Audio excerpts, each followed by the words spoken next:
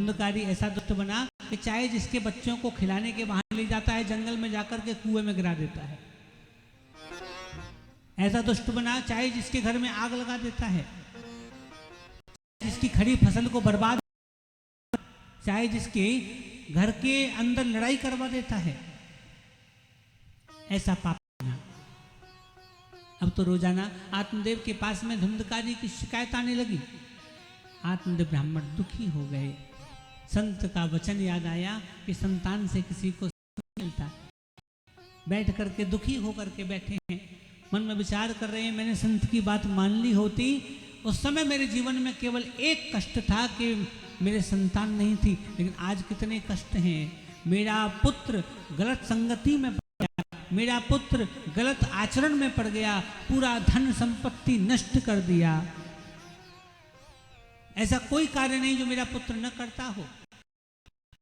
जीवन में ध्यान रखिएगा, अपने संतान को जीवन में हम कार्य दे पाए या न दे पाए, लेकिन संस्कार जरूर देने चाहिए। अगर संस्कार विहीन बालक है, उस बालक का जीवन हम स्वयं ही नष्ट कर रहे हैं। कार्य का महत्व नहीं होगा, लेकिन संस्कार का हर वक्त महत्व है। संस्कार विहीन बालक कभी भी आगे नहीं बढ़ सकता। ये बालक ऐसा है, इस बालक की वजह से सब दुखी है। मोहल्ले के, पड़ोस के, घर के, परिवार के, नातेदार, घर परिवार सब दुखी है। कोई धुंधकारी को अपने घर बुलाना नहीं चाहता। ऐसा हाल देखा तो आज आत्मदेव बैठ करके रोने लगे। तभी इनके पास में इनके पुत्र आए। क्या नाम? गाय से उत्पन्न गोकर्ण महाराज। गोकर्ण महाराज ने आकर के अपने पिता को उपदेश दिया। कहने लगे, पिताजी आप बिल्कुल चिंता न करें, ये सब कुछ जो हो रहा है ना, अब आप अपने मन को यहां से हटा लीजिए।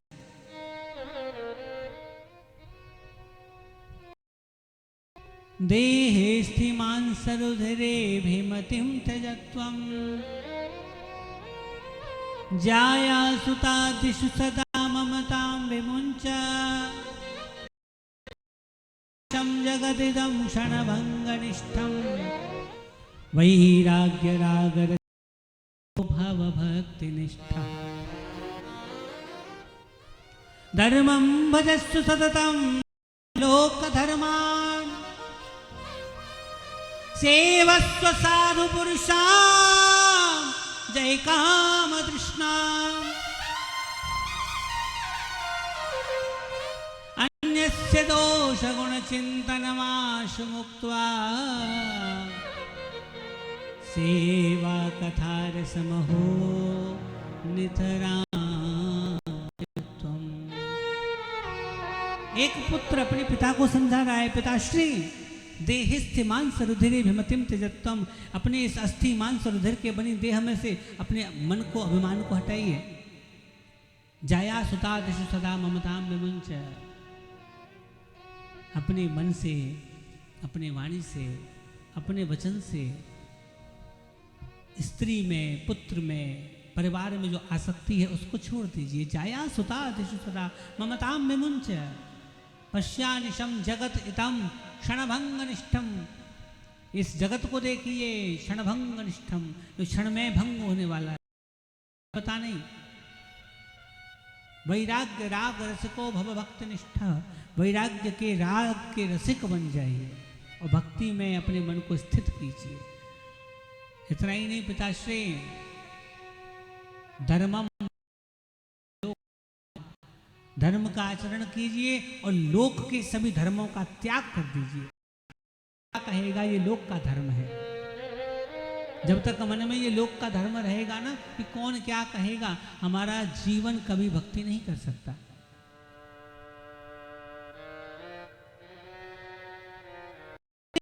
उस संतान ने उपदेश दिया, पिताजी आप ध्यान दीजिए, संसार के लोग क्या कहते हैं उसे मत सुनिए, हमें भगवान की भक्ति करनी है। धर्मम भजस्व सततम त्यजलोक धर्मान सेवस्व साधु पुरुषाम जहि काम तृष्णाम। अच्छे संतों की सज्जनों की संगति कीजिए, साधुओं की संगति कीजिए। जहि काम तृष्णा, काम को तृष्णा को त्याग दीजिए। अन्यस्य दोष गुण मुक्त्वा, दूसरों के गुण को दोष को देखना बंद कर दीजिए, क्योंकि जो जैसा करेगा वो वैसा भरेगा। सेवा कथा रसम हो, और सेवा के अंदर निहित हो जाइए। अपने शरीर से जितनी सेवा हो सके वो सेवा कीजिए, ऐसी भक्ति कीजिए। उपदेश दिया इस दुनिया में हम भक्ति करें और जैसे प्रभु जी हमें ही रहे, है ना। आशय यही है। एक बड़ा प्यारा सा भजन है, आप सब लोग भी साथ में गाइएगा।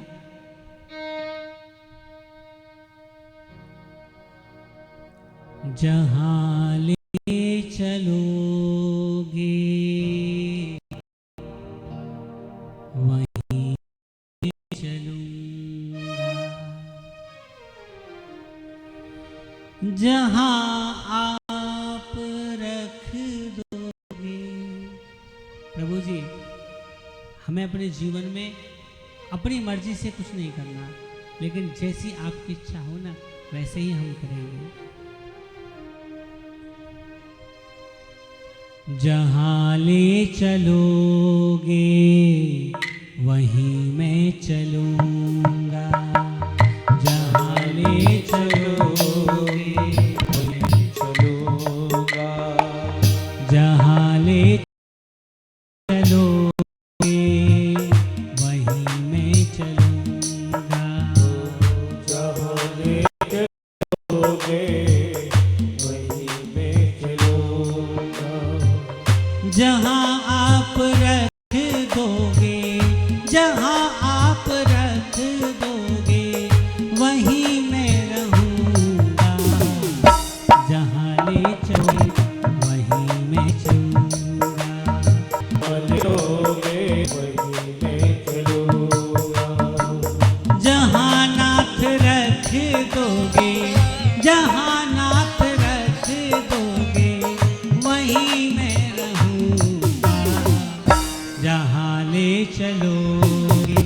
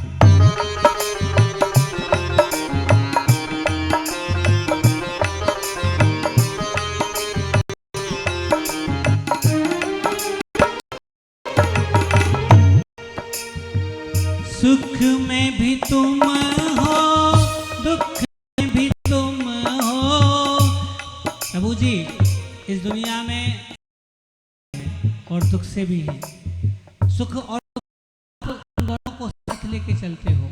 क्योंकि इस दुनिया में लोग कहते हैं कि अगर दुख है तो सुख नहीं है, सुख है तो दुख नहीं है, जबकि दोनों साथ चलते हैं। Joy plus sorrow is equal to life.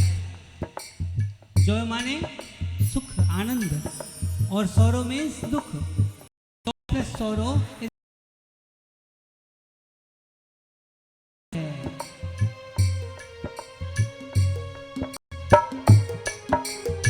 दुनिया में प्रभु जी से हम प्रार्थना सत गाइएगा। सुख में भी तुम हो, दुख में भी तुम हो, नहीं कोई गम मुझको जब संग तुम हो। सुख में भी हो, दुख में भी तुम हो, नहीं कोई गम मुझको जब संग तुम हो। सुख में भी तुम हो, दुख में भी तुम हो, नहीं कोई गम मुझको संग तुम हो। सुख में भी तुम हो, दुख में तुम हो, नहीं कोई गम मुझको जब संग तुम हो। कहें गीत तेरा हूँ, कहें गीत तेरा हूँ, तेरा ही रंगा, जहाँ ले चलोगे वहाँ मैं चलूँगा। जहाँ ले चलोगे वहीं मैं चलूँगा। जहाँ रख दोगे, ओ जहाँ नाथ रख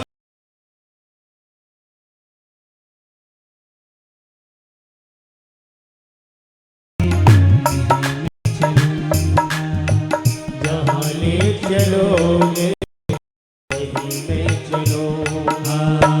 जहाँ ले चलोगे वहीं मैं।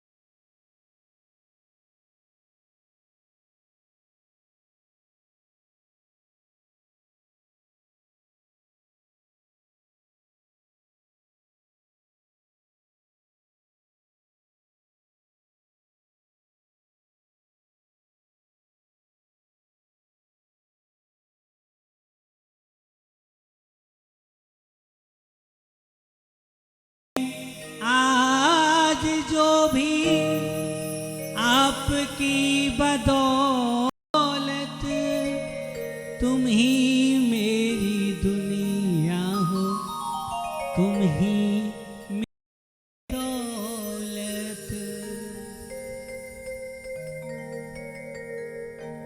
महाराज इस दुनिया में जो कुछ भी है प्रभु का दिया हुआ है, लेकिन हम लोग बैठे हैं। हमारी दुनिया हमारी दौलत तो सांची दौलत तो प्रभु जी है। सदा की बातें में, सदा दिल की बातें में तुम ही से करूँगा।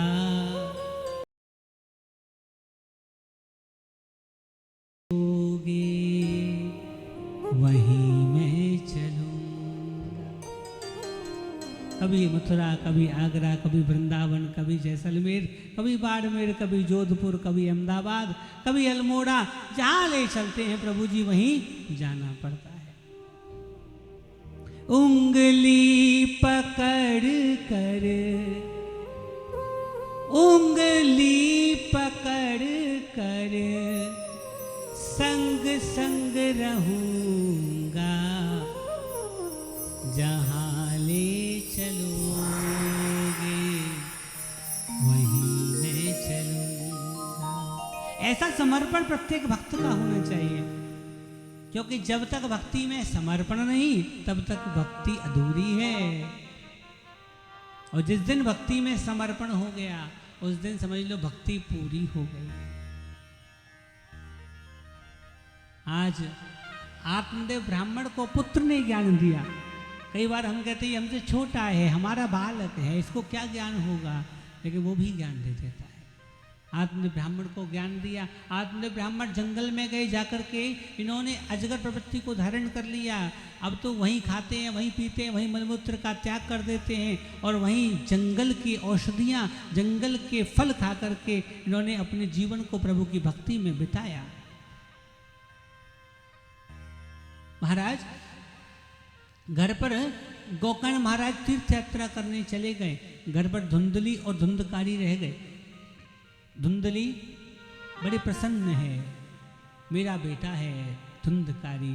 धुंधकारी आया, आकर के अपनी माँ की पिटाई लगाने लगा। ये बता, मेरे पिता जो धन दे करके गए, बता के गए, छिपा के गए, तुझे बताया होगा, वो कहाँ पर है, जल्दी बता। धुंधली ने देखा, जिस पुत्र के लिए मैं इतना प्रसन्न थी, आज वो मेरी पिटाई कर रहा है। बैठ कर के रोने लगी, दुखी होने लगी। इसे अपने आप से गिलानी होने लगी, अपने आप से इसे घृणा होने लगी कि देखो मैं वही धुंधली जिसने जीवन में कभी पति की बात को नहीं माना। और मेरे पति देव कितने दयालु, जिस समय जंगल में जा रहे थे मुझसे पूछा था, कहा था देवी तुम भी चलो। अगर मैं चली जाती तो कम से कम अपने पुत्र के लात लतेड़े तो नहीं खाने पड़ते। मैंने अपने पति की बात नहीं मानी, उसी का प्रभाव है कि मेरी संतान मुझे मार रही है, पीट रही है, मुझे ये सब कुछ झेलना पड़ रहा है।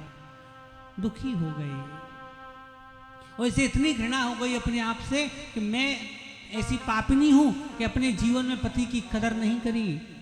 घृणा करके इसने जाकर के शाम को कुएं में गिर करके आत्महत्या कर ली, मर गई। अब तो धुंधकारी निरंकुश, न माँ है, न बाप है, न भाई है, घर में कोई नहीं। 5 वैश्याओं को ले आया, साथ में रखने लगा। वैश्याएं धन की साथी हैं। धन नष्ट हुआ, वैश्याएं जाने लगी। राजा के खजाने में चोरी करके धन लाकर वैश्याओं को दिया। ये वैश्याएं मन में विचार करने लगी कि राजा के खजाने का धन है, किसी दिन राजा को पता चली, राजा इसको दंड देगा, साथ में हमको भी देगा। इन वैश्याओं ने रात्रि में एक फांसी का फंदा बनाया और उस फांसी के फंदे पर सोते हुए उस पापी धुंधकारी को लटका दिया। लेकिन कहते हैं महाराज, जो व्यक्ति जितना दुष्ट होता है उसकी मृत्यु उतनी ही दूर होती है, फिर भी नहीं मरा। तो इन वैश्याओं ने चूल्हे में से जलते हुए अंगार निकाले, कोयले निकाले और निकाल करके इसके मुख में भरने लगी।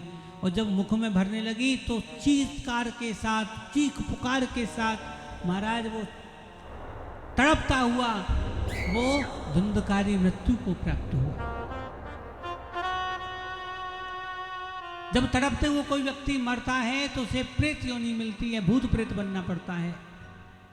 जो तड़पते हुए मरता है, तड़पते हुए जब मरा तो इन वैश्याओं ने किसी को पता न चले घर के आंगन में गड्ढा खोद करके गाड़ दिया। भाई गोकर्ण को जब पता चला मेरे भाई की मृत्यु हो गई है, उन्होंने गया तीर्थ में जाकर पिंडदान किया। रात्रि को आकर अपने घर पर विश्राम कर रहे हैं। उसी क्षण महाराज जब विश्राम कर रहे थे, तभी देखते हैं कभी बैल बनता है, कभी भैंसा बनता है, कभी भूत बनता है, कभी प्रेत बनता है, कभी राक्षस बनता है। अनेकों प्रकार से जब बनता हुआ दिखाई पड़ा, पूछने लगे भैया तू है कौन? तो बताने लगे भैया मैं कोई और नहीं हूँ, मैं तो तुम्हारा ही भाई हूँ। मेरा नाम है क्या?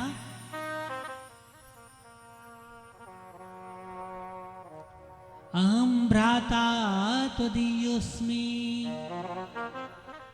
धुंधकारीति नामतः स्वकीयेनैव दोषेण ब्रह्मत्वं नाशितं मया। अहम भ्राता त्वदीयोऽस्मि, हम माने मैं, भ्राता माने भाई, त्वदीय माने तुम्हारा, अस्मि माने हूँ, मैं तुम्हारा भाई हूँ। कौन सा? धुंधकारी इति नामतः, मेरा नाम धुंधकारी है। तुम्हारा कोई धुंधकारी नाम का भाई था? बोले हाँ था, वैश्याओं ने उसको मारा है। कि मैं वही भाई हूँ। बोले भैया तुझे प्रेत योनि मिली? बोले हाँ, क्यों मिली? क्योंकि स्वकीय नैव दोषेण, स्वकीय माने मेरे करे हुए, दोष माने पाप, मेरे खुद के किए हुए पापों के कारण ब्रह्मत्वम नाशितम मया, ब्रह्मत्व को, अपने ब्राह्मणत्व को मैंने नष्ट कर दिया। मुझे ब्राह्मण कुल में जन्म मिला, भगवान की कृपा हुई, लेकिन मैंने उसको पहचाना नहीं। मैंने ऐसे कर्म किए निंदनीय, ऐसे घृणित कार्य किए, ऐसे कुत्सित कार्य किए, ऐसे गलत आचरण किए कि ब्राह्मण में कहलाने का अधिकारी नहीं रहा। मेरे अंदर जो ब्रह्म तेज था, मेरे अंदर जो ब्रह्म वाक्य था, वो नष्ट हो गया।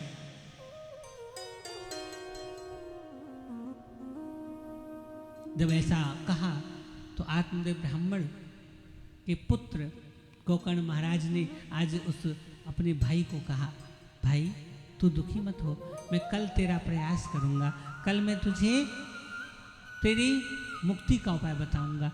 अगले दिन सूर्य नारायण को अर्घ दिया और अर्घ दे करके इन्होंने प्रार्थना करी। सूर्य नारायण ने उपाय दिया कि तुम भागवत की कथा का आयोजन करा दो। भागवत की कथा? बोले हाँ।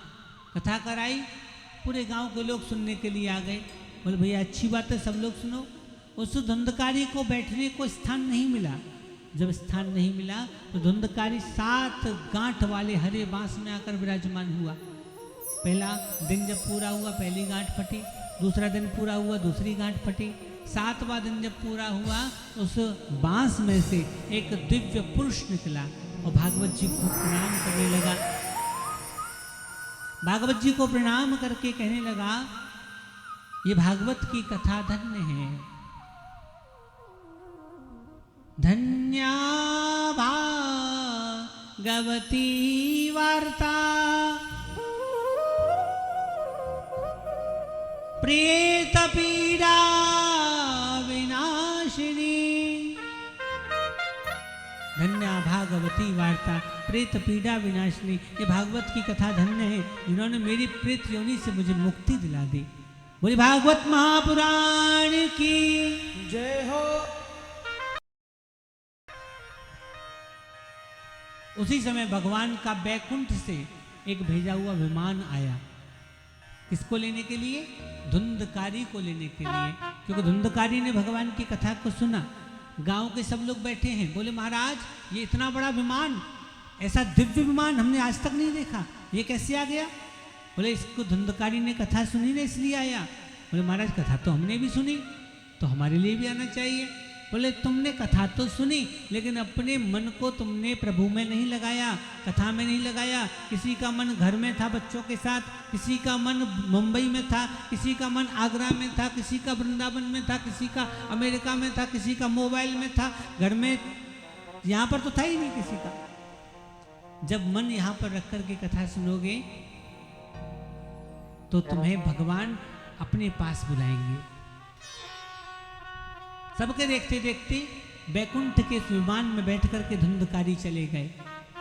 जब चले गए तो अब की बार सब लोगों ने, गांव के लोगों ने कहा भैया एक बार और कथा सुनाओ, अब की बार हम मन लगाकर सुनेंगे। दोबारा कथा का आयोजन हुआ। सब गांव के लोगों ने अपनी कथा को मन लगा करके सुना, और जो मन लगा करके कथा हुई तो उस मन लगा कथा में आज उस मन लगा के जब कथा कर रहे हैं तो प्रभु जी अंतिम दिन 7वां दिन जब पूरा हुआ, एक बहुत बड़ा विमान आया, और ऐसा विमान जिसमें सब गांव के लोगों को बिठा दिया गया। बोले भैया मन लगा के सुनाए, सब बैठ जाओ। एक तरफ से सबको बिठा लिया गया। अकेले गोकर्ण महाराज ने सब गांव वालों का उद्धार करा दिया। बोले गोकर्ण महाराज की जय हो। कृष्ण कन्हैया लाल की जय हो। श्रीमद् भागवत महापुराण की जय हो। एक व्यक्ति ने कथा कराई, उद्धार सबका हो गया।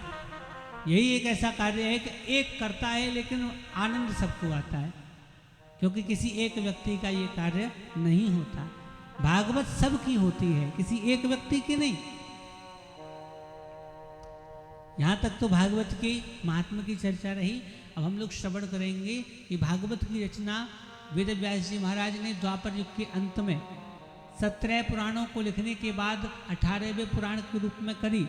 वो भी जब इनके पुत्र इनको छोड़ करके चले गए, जन्म लेते ही तब मन इनका अशांत हुआ। तब इन्होंने भागवत की रचना करी नारद जी महाराज के कहने पर। एक बार कैलाश पर्वत पर माता पार्वती जी, आप सभी को पता है, माता पार्वती जी एक बार भगवान भोलेनाथ के पास में बैठी हैं। भोलेनाथ समाधिस्थ हैं, समाधि में हैं, उनके चरणों की वंदना सेवा कर रही हैं। नारद जी महाराज चले आए। नारद जी ने आकर के मैया को प्रणाम किया। मैया प्रणाम। मैया ने पूछा भैया कहाँ से आए हो? तो मैया बस ऐसे ही घूमता हुआ आ गया। मैया ने इनको प्रसाद दे दिया, लो प्रसाद। प्रसाद लिया। बोले मैया ये बताओ तुम क्या कर रही हो? मैं सेवा कर रही हूँ अपने पति की। ये बताओ सेवा करने से क्या होगा? सेवा करने से, सेवा में अगर करूँगी पति की तो पतिदेव मुझसे प्रसन्न होंगे, पति का प्रेम अधिक होगा। तो मैया एक बात बताओ, तुम्हारे पति तुमसे प्रेम कितना करते हैं? कितना प्रेम करते हैं? तो आज माता जी कहने लगी कि भैया ये बताओ, कोई स्त्री कभी ये बता सकती है उसका पति उससे कितना प्रेम करता है? बोले हाँ, आजकल की माताएं बहनें तो बता देती हैं।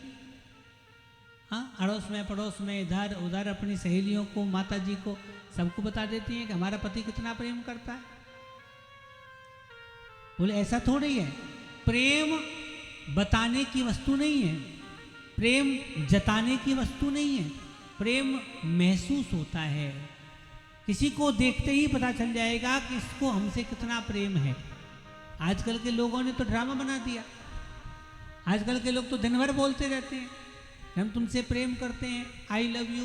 अब ऐसा बोलने से थोड़ी कुछ होता है, मुंह से बार बार बोलना पड़े वो कैसा प्रेम? बताओ, तुम्हें बार बार बताना पड़े कि आई लव यू, तो फिर वो कैसा प्रेम है? प्रेम वो है जो बताना ना पड़े। जब प्रकाश होगा तो सबको दिखाई पड़ेगा। तुम्हें बताना पड़े कि ये प्रकाश हो रहा है देखो, तो वो काय का प्रकाश? बताइए। प्रेम किसी को बताने की नहीं, किसी को जताने की नहीं, प्रेम तो महसूस करने की वस्तु है। उसको हम केवल अनुभव कर सकते हैं, वो केवल भाव है। महाराज आज माता जी कहती हैं मेरे पति मुझसे बहुत प्रेम करते हैं, इतना प्रेम करते हैं कि शायद ही कोई किसी से करता होगा। बोले मैया खाली ये बताओ वो तुमसे करते हैं कि तुम उनसे करती हो? बोले हम दोनों करते हैं। तो दोनों का बराबर है? बोले हाँ बिल्कुल। कैसे पता बराबर है? मैया बोली अब बताना पड़ेगा कि हाँ बताना पड़ेगा। इतना प्रेम करते हैं मेरे पति कि मुझसे कुछ भी नहीं छिपाते। और कैसे पता चलेगा? मेरे पति मुझे हर बात बताते हैं। और तो और तुम्हें क्या बताऊं नारद, जो गुरु मंत्र होता है जो किसी को बताया नहीं जाता, लेकिन मेरे पति ने वो भी बता दिया। नारद जी महाराज तो हैं। बोले तो मैया ये बताओ, उन्होंने ये बता दिया कि उनके गले में जो मुंडों की माला है वो किसकी है? उनके गले में जो रुंड मुंड हैं वो किसके हैं? अब तो मैया चक्कर में आ गई। मैया बोली सो तो आज तक नहीं बताया कि उनके गले में जितने सारे मुंड हैं वो किसके हैं। मैया बोली वो तो नहीं पता। अब बताओ, तुम्हें ये तक नहीं पता कि पति की दिन रात साथ रहती हो कि गले में जो मुंडों की माला पहने वो मुंड किसके, तुम्हें क्या पता है? और देखो ये तो अभी मैंने केवल एक बात बताई, अगर बताने बैठा तो 50 बातें निकल आएंगी।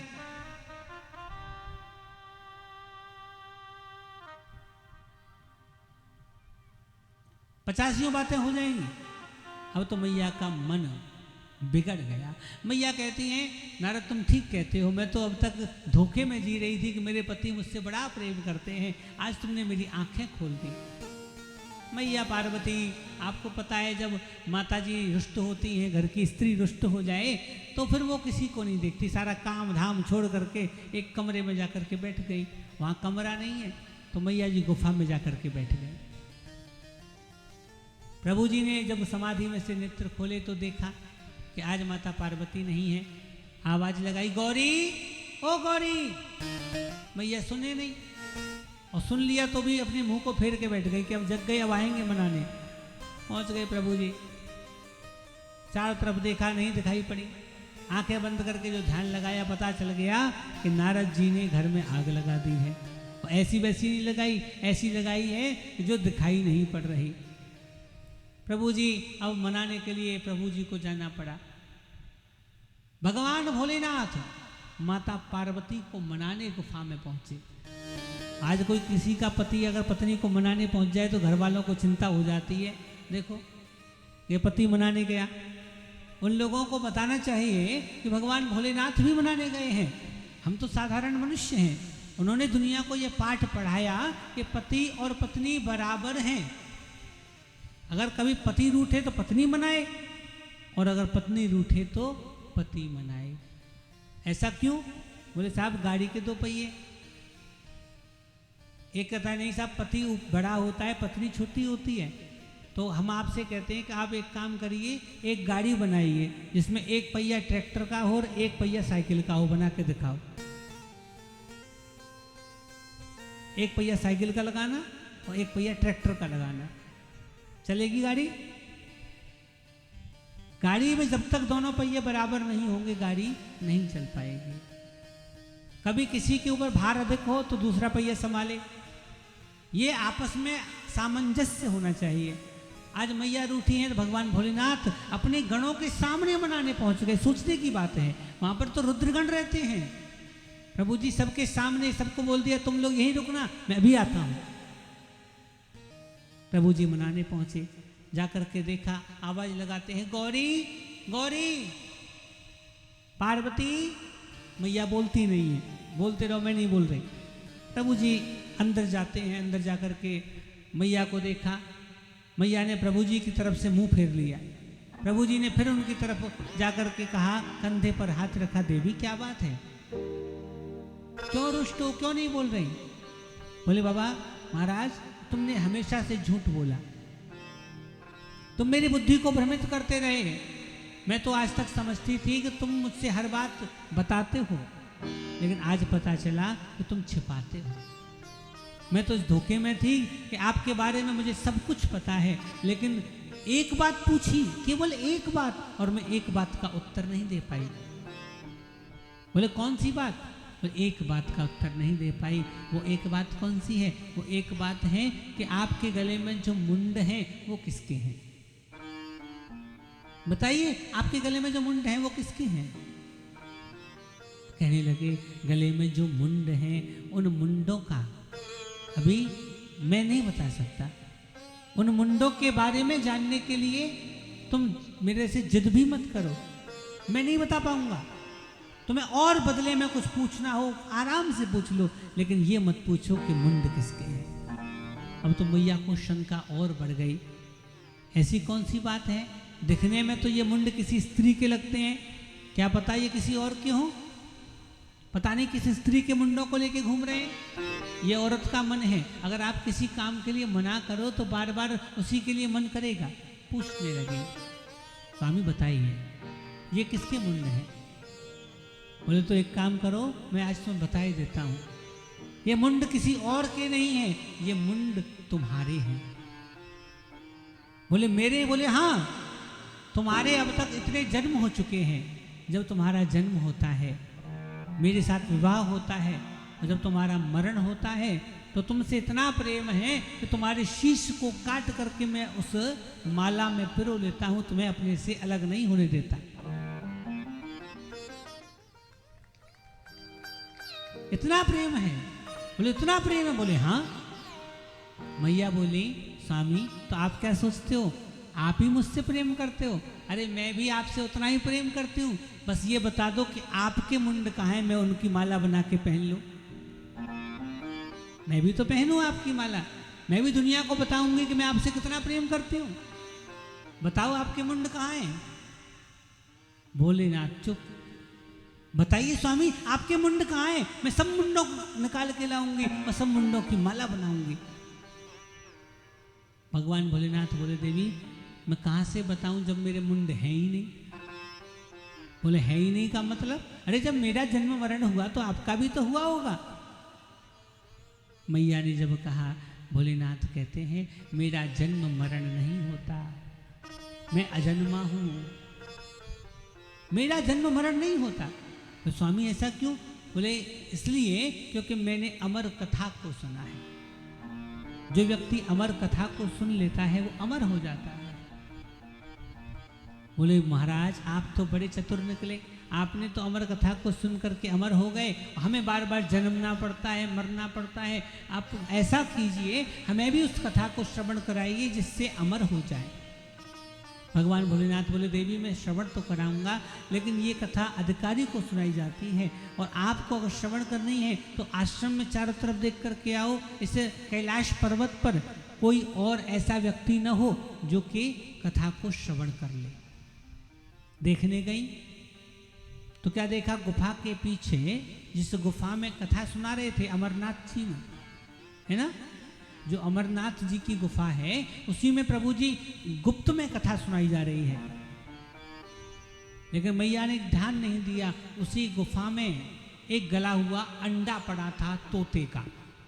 मैया को पता नहीं, मैया ने भूल बचा कर कह दिया प्रभु जी गुफा में कोई नहीं है, हम और आप दो ही हैं, कथा सुनाइए। कथा श्रवण कराने लगे। कथा प्रारंभ हुई और जैसे ही कथा प्रारंभ हुई तो ये अमर कथा किसी और की कथा नहीं है, ये कथा राम जी की कथा है। राम कथा ही अमर कथा है। उस कथा को कहने लगे और कथा कहते कहते जैसे ही कथा भगवान श्री राम जी के वनवास पर आई, माता पार्वती जी को नींद आ गई। जो कथा चल रही है अनवरत प्रभु के मुख से, उस कथा के प्रभाव से गले हुए तोते के अंडे में से एक जीव प्रकट हो गया, तोते का बालक प्रकट हो गया। उसने कथा को सुना, उसका मन कथा में रम गया और ऐसा रमा कि आपको पता है कि तोता बहुत जल्दी नकल करता है। भोलेनाथ जब कथा कह रहे हैं ना तो बीच में माता पार्वती बीच बीच में ओम ओम ऐसा बोलती हैं ताकि भोलेनाथ को पता रहे कि मैं कथा सुन रही हूँ, क्योंकि भोलेनाथ आंखें बंद करके ध्यान मग्न होकर के कथा कहते हैं। माता पार्वती को नींद आ गई। तोते के बालक ने देखा कि ये तो नींद में सो गई, भोलेनाथ कथा कहना बंद कर देंगे, इसलिए तोते का बालक माता पार्वती की ही आवाज में नकल करके ओम ओम की हुंकार देने लगा। और जब हुंकार देने लगा महाराज, कथा होते होते सेतु बंधन पर आ गई, जहाँ पर राम जी पुल बांध रहे हैं। नल नील को लेकर के, सुग्रीव को लेकर के, सीता जी की खोज करने के बाद अब तो युद्ध की तैयारी करने के लिए पुल बांधा जा रहा है। सेतु बंध भई भीर अति कपि नव पंथ उड़ाहे, अपर जल चरण ऊपर चढ़ चढ़ पार ही जाए। जैसे ही कथा यहाँ पर पहुँचती है माता पार्वती जी की निद्रा खुल जाती है। कहती स्वामी आप तो बहुत आगे आ गए, मैंने तो वनवास तक की कथा को सुना। और जैसे ही वनवास का सुना, प्रभु जी ने आज क्रोध में आकर के त्रिशूल उठा लिया। पार्वती तुमने धोखा किया है, लगता है जब तुम सो गई तो इस कथा को कोई अनधिकारी सुन गया। चारों तरफ देखा तो उनको तोते का वो छोटा सा बालक दिखाई पड़ा। बालक की तरफ त्रिशूल को करने लगे, मारना चाहते हैं। बालक घबरा गया, डर के मारे आज वो उड़ गया और भोलेनाथ उस उड़ते हुए तोते के बालक के पीछे पीछे जाने लगे।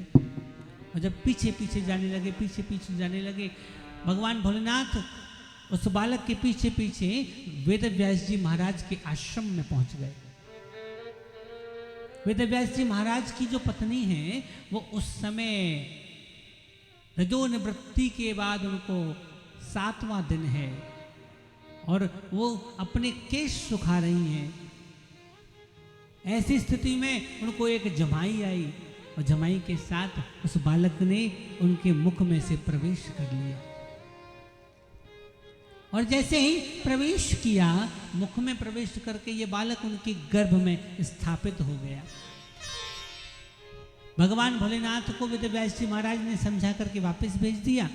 अब तो ये तोते का बालक गर्भ में बैठा है।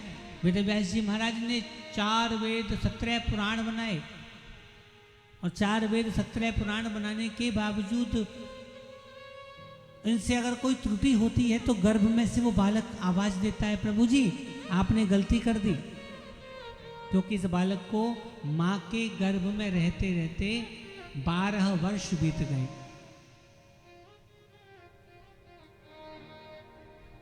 महाराज 12 वर्ष तक ये तोते का बालक माँ के गर्भ में रहा। अगर किसी माँ को पूछा जाए कि तुम्हें बालक का गर्भावस्था के दौरान कितना कष्ट झेलना पड़ा, तो वो माँ ही बता सकती है। लेकिन यहाँ पर तो 9 महीने में माताएं बहनें घबरा जाती हैं। 12 वर्ष तक बालक का आकार 12 वर्ष के बालक जैसा पेट में ही हो गया, गर्भावस्था में ही हो गया। इतना बड़ा पेट है कि माँ को चलने में परेशानी होती है, उठ नहीं पाती, उठ जाए तो बैठ नहीं पाती, बैठ जाए तो खड़ी हो नहीं पाती। इतना कष्ट है, दिन रात दुखी है। आज दुखी होकर के वेद व्यास जी महाराज ने कहा, भैया तू किस जन्म की सजा अपनी माँ को दे रहा है, किस पाप की सजा दे रहा है जो तू गर्भ से बाहर नहीं आता। बोले पिताजी यही तो मेरा ज्ञान है। गर्भ से न जाने कितनी बार हम आए, वापिस चले गए, जीवन को पूरा किया, मर गए, लेकिन भगवान की प्राप्ति नहीं कर पाए।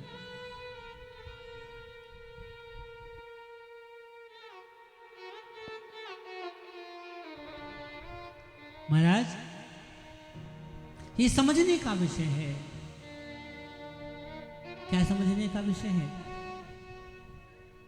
ये तेरा कैसा ज्ञान है जो एक मां को कष्ट दे रहा है? पिताश्री यही मेरा ज्ञान है। बाहर आने से मुझे भय लगता है। गर्भ के अंदर मेरे ऊपर माया का प्रभाव नहीं है। 3 लोक 14 भवन में एकमात्र मां का गर्भ ऐसा स्थान है जहां पर इस माया का कोई प्रभाव नहीं होता। ये जीव ज्ञानी होता है, परम ज्ञानी होता है। इसे अपने पूर्व जन्मों की सारी कथाएं याद हैं। इसे पता है मैंने किस जन्म में कौन कौन से पाप किए, किस जन्म में कौन कौन से पुण्य किए, इसको सब ध्यान है। इसलिए कहता है प्रभु जी मुझे गर्भ से बाहर नहीं जाना, क्योंकि यहाँ मैं जब तक हूँ आपका भजन कर रहा हूँ। गर्भ से बाहर निकलते ही माया घेर लेगी, फिर भजन नहीं कर पाऊंगा। महाराज अनेकों प्रकार से समझाया, समझ में नहीं आई। कह दिया प्रभु जी आपकी जो माया है उससे डर लगता है। माँ माने नहीं या माने जो। संस्कृत में माया किसे कहते हैं? माँ माने नहीं या माने जो। जो नहीं है फिर भी दिखाई पड़े उसी का नाम माया है। इस माया से घबरा करके बाहर नहीं जाते और कहते हैं प्रभु जी इसलिए नहीं जाते क्योंकि इस माया का डर है। आज आशीर्वाद दे दिया। वेद व्यास जी कहते हैं भैया मैं आशीर्वाद देता हूँ, ये माया तेरा कुछ बिगाड़ नहीं पाएगी। तू सहर्ष आ जा, प्रसन्न होकर के आ जा, ये माया तेरा कुछ बिगाड़ नहीं पाएगी। आशीर्वाद दे दिया और जैसे ही गर्भ से आशीर्वाद मिला, आनंद में आकर के सुखदेव जी महाराज माँ के गर्भ से बाहर आ गए हैं। बोले सुखदेव जी महाराज की जय हो। सुखदेव जी महाराज का आगमन हुआ, गर्भ से बाहर निकले। सुखदेव जी महाराज जब गर्भ से बाहर आए हैं तो ये बालक का जन्म हुआ और जन्म लेते ही ये बालक चल दिए। कहाँ पर? ये बालक जंगल की ओर। जन्म लेते ही जब जंगल की ओर चल दिए, जंगल की ओर जा रहे हैं महाराज। सुखदेव जी छोटे से बालक, पीछे से पिता ने आवाज लगाई, पुत्र रुको, पुत्र रुको।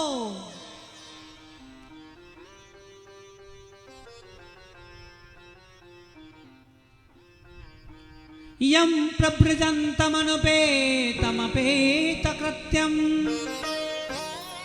द्वैपायनो विरहकातर आजुहाव पुत्रेति तन्मयतया तरवोऽभिनेदोस् तं सर्वभूतहृदयं मुनिमानतोऽस्मि। बोली सुखदेव जी महाराज की जय हो। सुखदेव जी महाराज को रोकने का प्रयास करते हैं, लेकिन सुखदेव जी महाराज जंगल को जा रहे हैं। ये वही सुखदेव जी हैं जिन्होंने राजा परीक्षित को कथा सुनाई, भगवान की कथा सुनाई। सब लोग मिलकर के सुखदेव जी को प्रणाम करेंगे, सब लोग मिलकर के साथ में गान करेंगे, जितने भी भक्त हैं सब उनका पूजन करेंगे बड़े प्रेम के साथ में।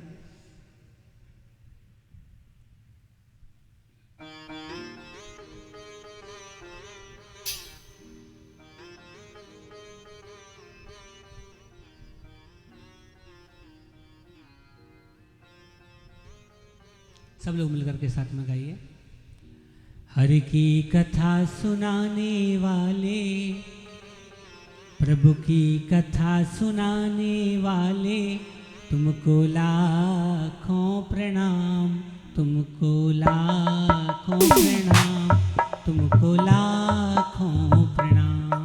हरि की कथा सुनाने वाले, प्रभु की कथा सुनाने वाले, तुमको लाखों प्रणाम, तुमको लाखों प्रणाम, तुमको लाखों प्रणाम। प्रभु की कथा सुनाने वाले, हरि की कथा सुनाने वाले, तुमको लाखों प्रणाम, तुमको लाखों प्रणाम, तुमको लाखों प्रणाम। हरि की कथा सुनाने वाले, प्रभु की कथा सुनाने वाले, तुमको लाखों प्रणाम, तुमको लाखों प्रणाम, तुमको लाखों प्रणाम।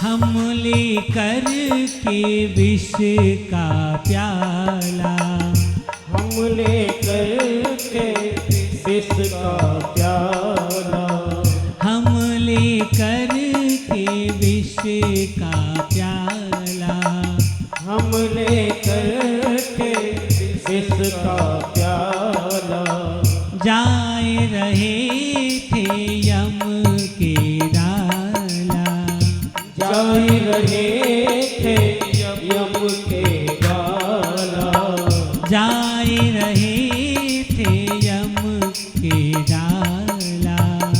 जाए रहे थे यम के डाला। अमृत सुधा पिलाने वाले, हर की कथा सुनाने वाले, तुमको लाखों प्रणाम, तुमको लाखों प्रणाम, तुमको लाखों प्रणाम। हरि की कथा सुनाने वाले, सबकी कथा सुनाने वाले, तुमको लाखों प्रणाम, तुमको लाखों प्रणाम, तुमको लाखों प्रणाम।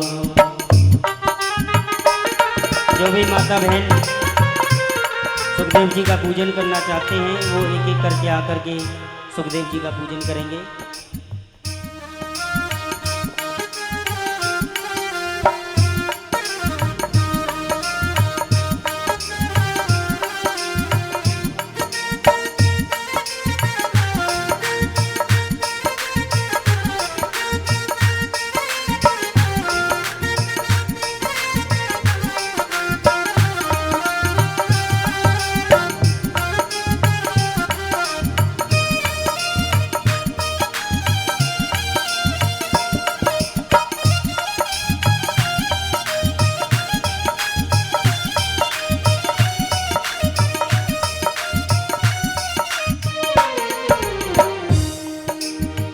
तुम घट घट के अंतर्यामी, तुम घट घट के अंतर्यामी, तुम घट घट के अंतर्यामी,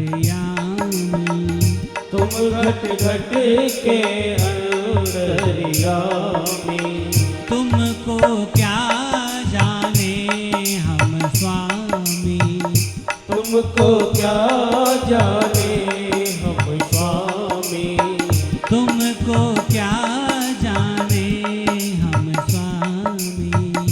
तुमको क्या जाने हम स्वामी। प्रभु का दर्श कराने वाले, हर की कथा सुनाने वाले, तुमको लाखों प्रणाम, तुमको लाखों प्रणाम, तुमको लाखों प्रणाम।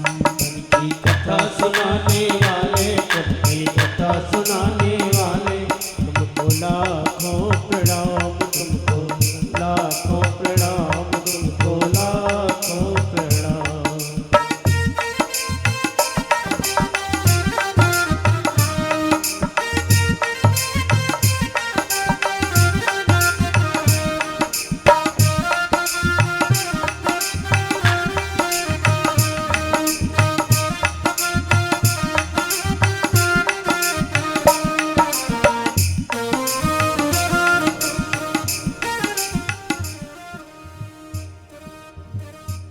बोले सदगुरु भगवान की। कृष्ण कन्हैया लाल की। संत सदाराम जी महाराज की। आज हमारे बीच में कथा श्रवण करने के लिए अपने जो सातोर जिले से मुख्य रूप से अपने जो मंदिर की ध्वजा चढ़ेगी उनके सहभागी मफ्फाराम जी, सुनो बागाराम जी, गांव चोरा, हाल निवासी हड़मतिया, उनका महाराज जी दुपट्टा ओढ़ा करके स्वागत करेंगे।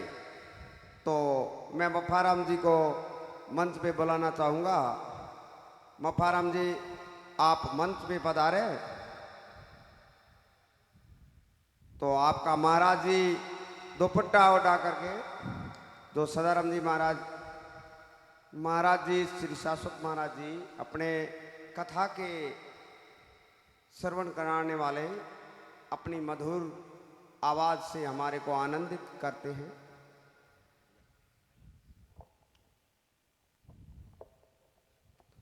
उसके बाद में श्रीमान श्री प्रतापाराम जी, सुनो श्री सोनाराम जी, वार्ड पंच हरियाली, उन्होंने आज कथा श्रवण करी। वहाँ से आकर के इनका बहुत बहुत धन्यवाद। उन्होंने मंदिर समिति को इस कार्य के लिए 5100 रुपये भेंट किए हैं। इनका बहुत बहुत स्वागत। महाराज जी इनको दुपट्टा पहनाकर स्वागत करेंगे। उसके बाद में श्रीमान उदाराम जी, सुनो भल्ला जी, वोडा, इनका महाराज जी दुपट्टा पहना करके स्वागत करेंगे। उन्होंने साधुल सेवा समिति को 5100 रुपये भेंट किए हैं इस कार्य के लिए। इनका बहुत बहुत स्वागत। जोरदार तालियां हो जाए। बहुत बहुत स्वागत, धन्यवाद आपको। इसके बाद में बुद्धाराम जी, सुनो हरजी जी, जो अपने ये जो समारोह हो रहा है, किया जा रहा है, इसमें कलश का चढ़ावा जो लेने के सहयोगी है बुद्धाराम जी माली, उनका बहुत बहुत धन्यवाद। इनके लिए जोरदार तालियां हो जाए। जोरदार तालियों के साथ में इनका स्वागत। बहुत बहुत धन्यवाद। आप यहां पधारे, आपने कथा श्रवण करी, आप 200 किलोमीटर से पधारे, आपका बहुत बहुत धन्यवाद। बहुत बहुत धन्यवाद।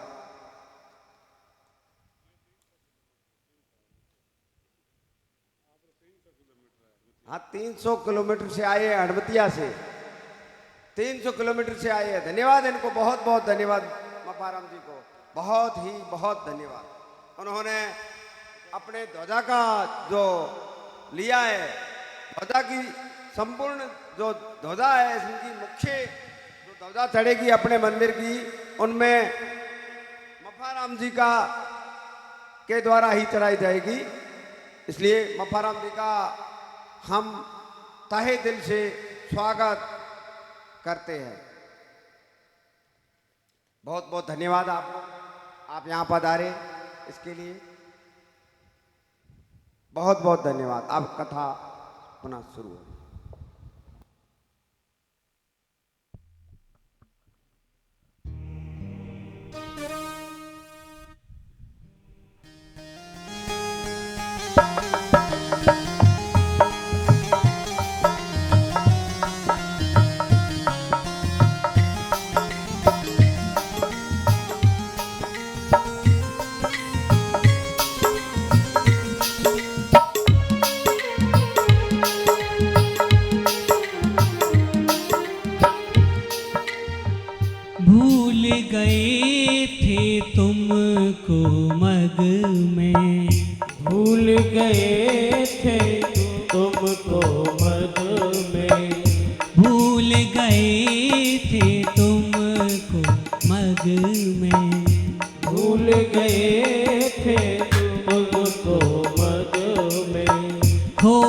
गए थे हम जगमग में, खोई गए थे हम जगमग में, खोए गए थे हम जगमग में, खोई गए थे हम जगमग में।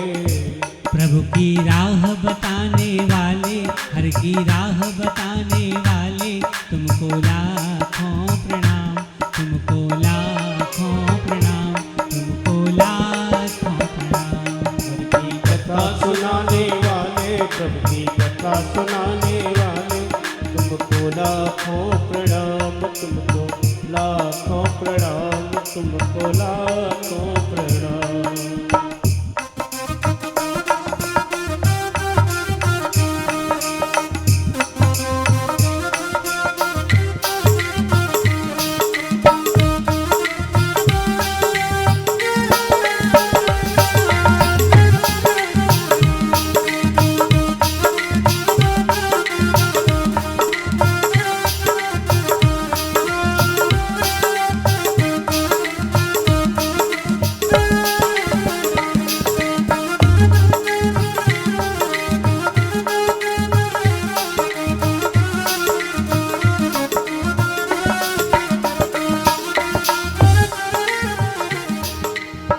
पार तेरा हम कैसे पावें, पार तेरा हम कैसे पावें, पार तेरा हम कैसे पावें, हम कैसे पावें। चरणों में बस शीश झुकावे, चरणों में बस शीस झुकावे, बस शीश झुकावे। चरणों में बस शीस झुकावे।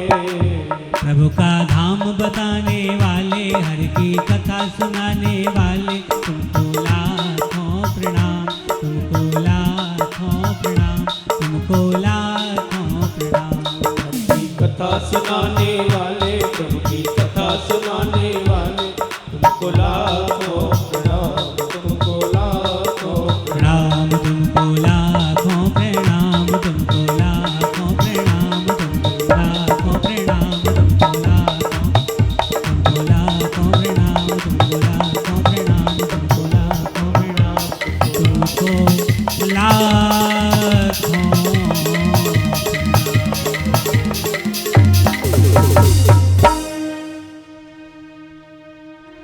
हरि की कथा सुनाने वाले, प्रभु की कथा सुनाने वाले, तुमको लाखों प्रणाम, तुमको लाखों प्रणाम, तुमको लाखों प्रणाम।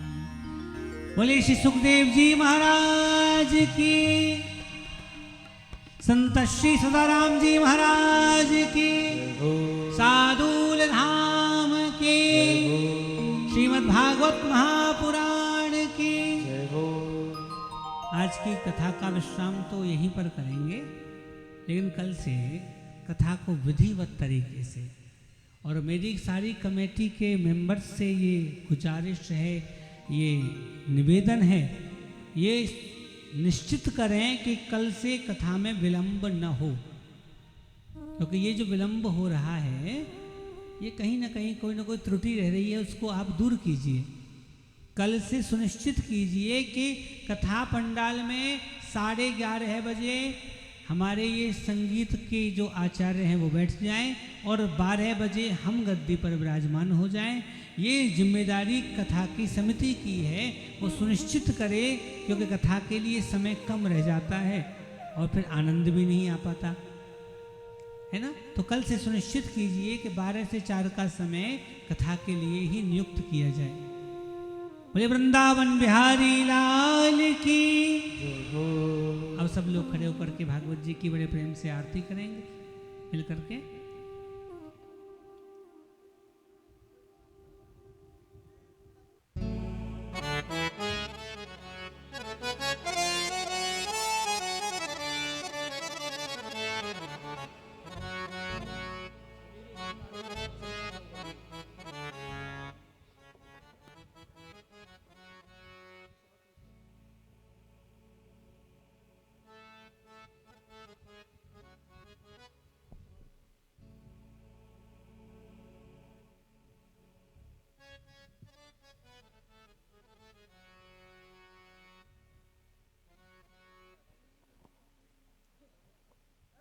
हरि ओम चंद्रमा मनसो जातक्यो सूर्यो जायतः श्रोत्राद्वयश्च प्राणश्च मुखादग्निरजायत आरार्तिज्ञम् उतारो री सखी और निहारो री सखी हो उतारो री सखी और निहारो री सखी हो राधा वल्लभ जू की आरती उतारो री सखी राधा वल्लभ जू की आरती उतारो री सखी राधा वल्लभ जू की आरती उतारो री सखी राधा वल्लभ जू की आरती उतारो री सखी उतारो री सखी उतारो री सखी उतारो री सखी उतारो री सखी श्यामा प्यारे जू की हो राधा वल्लभ जू की आरती उतारो री सखी राधा वल्लभ जू की आरती उतारो री सखी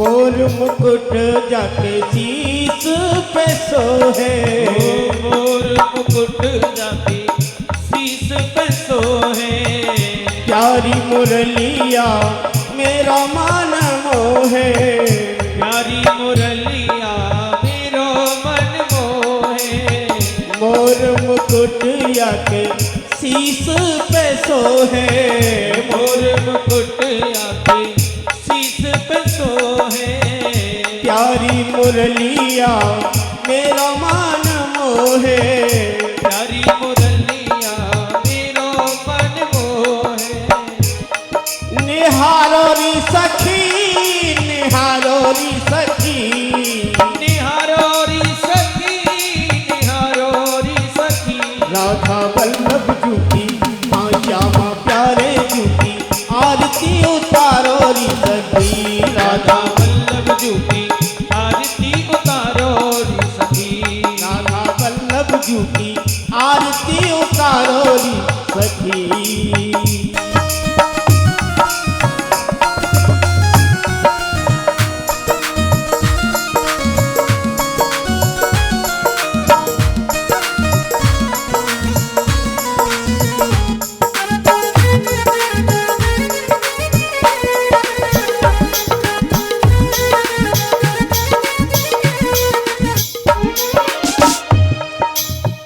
चरणों से निकली गंगा प्यारी चरणों से निकली गंगा प्यारी ओ चरणों से निकली है गंगा प्यारी ओ चरणों से निकली है गंगा प्यारी जिसने सारी दुनिया तारी जिसने सारी दुनिया तारी जिसने सारी दुनिया तारी जिसने सारी दुनिया तारी पठारो री सखी पठारो री सखी पखारोरी सखी पखारोरी सखी हो राधा वल्लभ जू की माँ श्यामा प्यारे जू की आरती उतारो री सखी श्यामा वल्लभ जू की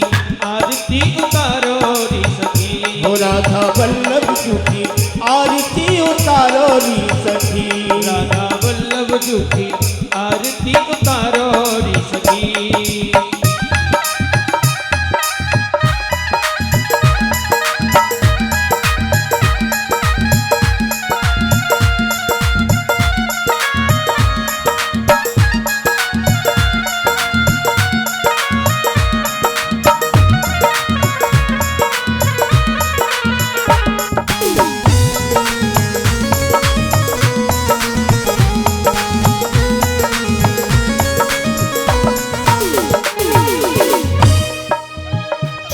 दास अनाथ के नाथ आप हो, दास अनाथ के नाथ आप हो, हाँ दास अनाथ के नाथ आप हो, दास अनाथ के नाथ आप हो, सुख दुख जीवन साथ आप हो, सुख दुख जीवन साथ आप हो, हाँ सुख दुख जीवन साथ आप हो, सुख दुख जीवन साथ आप हो, निहारो री सखी, निहारो री सखी, निहारो री सखी, निहारो री सखी, हाँ निहारो री सखी, बड़ प्यारो री सखी, निहारो री सखी, बड़ प्यारो री सखी, हो राधा वल्लभ जूती, हाँ श्यामा प्यारे जूती,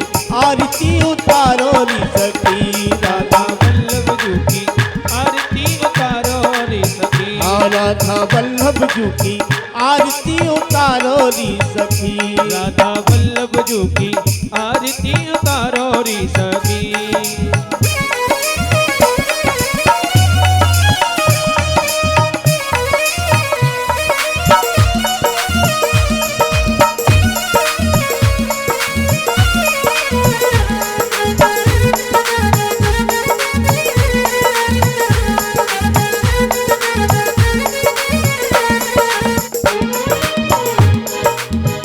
व्यासदास के नाथ आप हो, व्यासदास के नाथ आप हो, व्यासदास के नाथ आप हो, व्यासदास के नाथ आप हो, सुख दुख जीवन साथ आप हो, सुख दुख जीवन साथ आप हो, निहारो री सखी, पुकारो री सखी, निहारो री सखी, पुकारो री सखी, हो राधा वल्लभ जूती, हाँ श्यामा प्यारे जूती, आरती उतारो री सखी, राधा वल्लभ जू की आरती उतारो रे सखी, हो श्री हरिदास के प्यारे तुम हो, श्री हरिदास के प्यारे तुम हो, श्री हरिदास के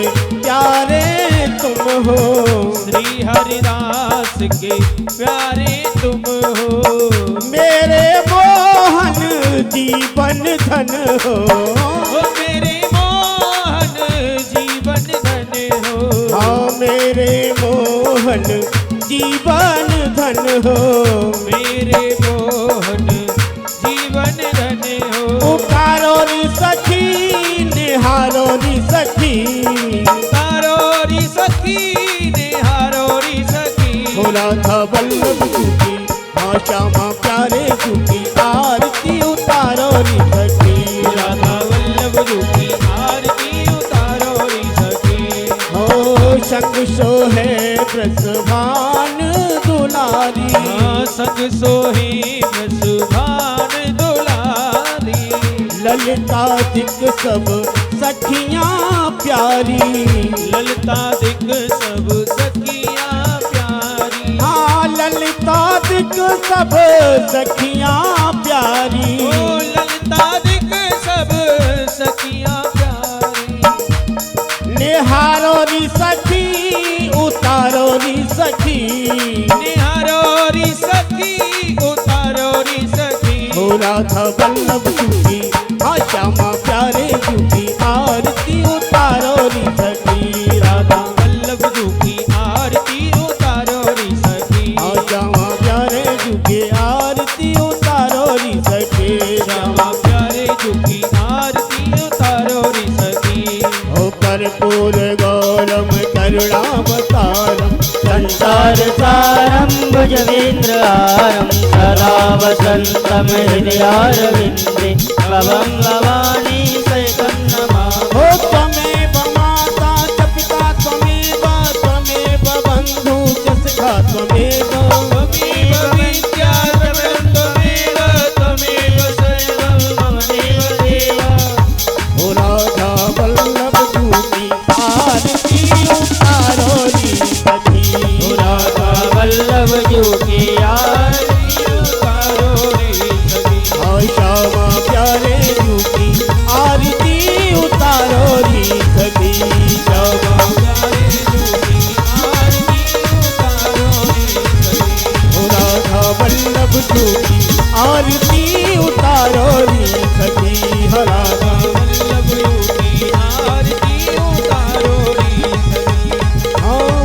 उतारो